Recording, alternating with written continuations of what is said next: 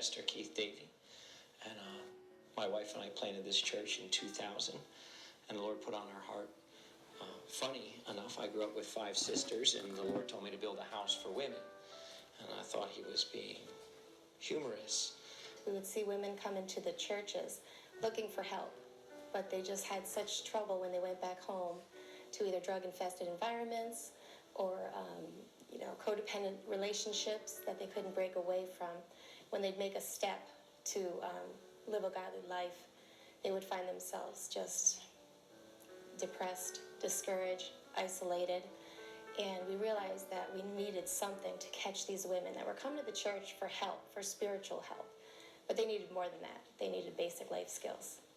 But as we started to minister and we saw the need within the community, and it didn't matter whatever situation a woman came to find herself in without a place to live, trying to live for God and making some bold steps to go to school, to get out of a bad situation, they didn't have the financial means or the education necessary to stand on their own. To turn around and live for Christ is very difficult when the norm was anything goes. And now they're trying to strive towards holiness and make steps of faith. And it's tough. It's tough. But with the support system that we've placed, I feel like it's been getting better. We have a family unit structure. This church, New Hope Church, is a family. And this home is like an extension of our family. I think the challenges we face in Hope for Women is undoing years of hurt and abuse, years of disappointment, years of just fear of failure. So the biggest challenge is to see each woman discover who they are in Christ and gain that confidence that they can do all things through Christ who strengthens them. My name is Devorah Fernandez. I was born in the Bronx. I moved to Albany when I was 9 years old. From a family of 7 kids, I'm the last one, the baby. My mom left my life and she became a drug addict. I never met my father, so it was just me and my grandmother and all of us, and we were in and out of foster homes. So, very terrible life. Came to New Hope when I was 13 years old, and became a Christian, got saved there. How I heard about Hope for Women was through my youth pastor. He brought me to Hope for Women because I was struggling in my life. I was abused mentally and physically, and sexually. I was going through a lot, suicidal attempts and just terrible issues. I was a cutter. I turned to cutting. When I came here, I wasn't equipped for the world. I didn't know how to handle living on my own. I was crippled by fear. I couldn't step out for nothing. I didn't have a job. I felt like I couldn't cope in the world. And gradually, my pastor beside me just started instructing me and helping me, and I grew from that. I got a job. I learned computer skills that I never knew.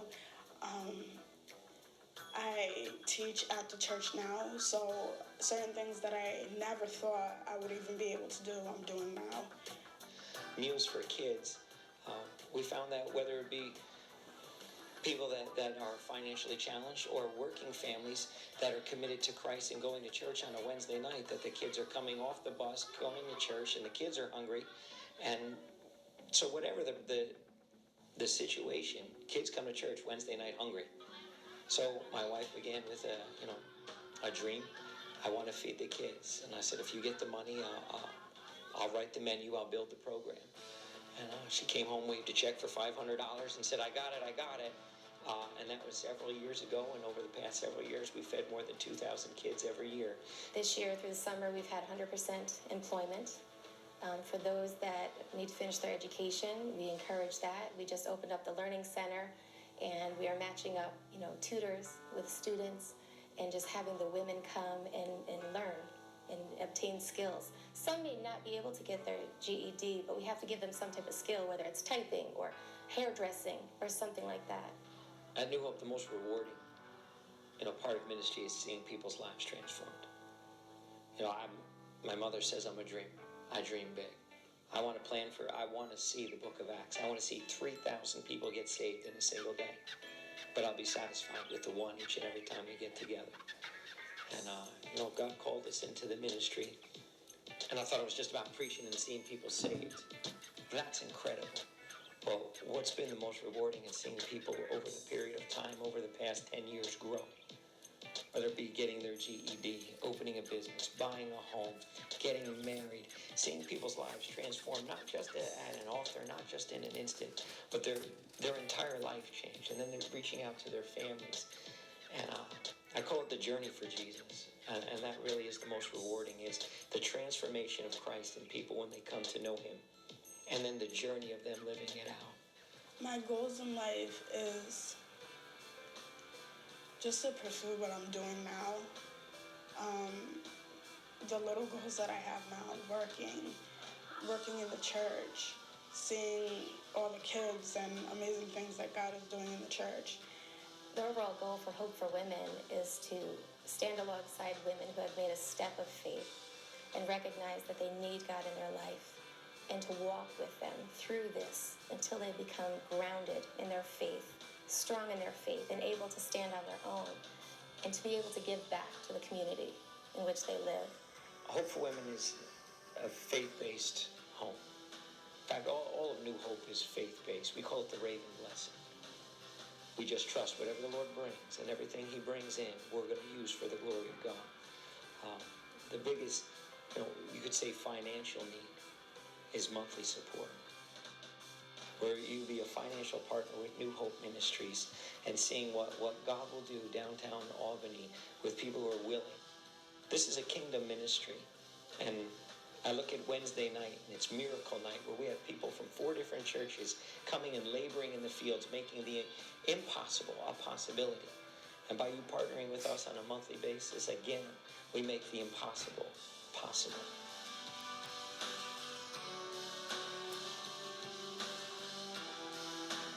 Christmas last year, everyone woke up Christmas morning, and I loved it. I loved it. Christmas morning, one of the girls just looked at me and kept saying, "Thank you. Thank you. I've never had a Christmas like this." Just this past year, a young man who came in and would eat at some of our outreaches, 5 years, just him coming in and out as a teenager. And this year he met Christ. Transformed. Fell in love with God. Went away on a camping trip with the men and got baptized in the Hudson River, northern Hudson River, where it's clean. And life just transformed. And to me, that's the most rewarding, is to actually see Christ formed in somebody, not just for a moment, but for a lifetime.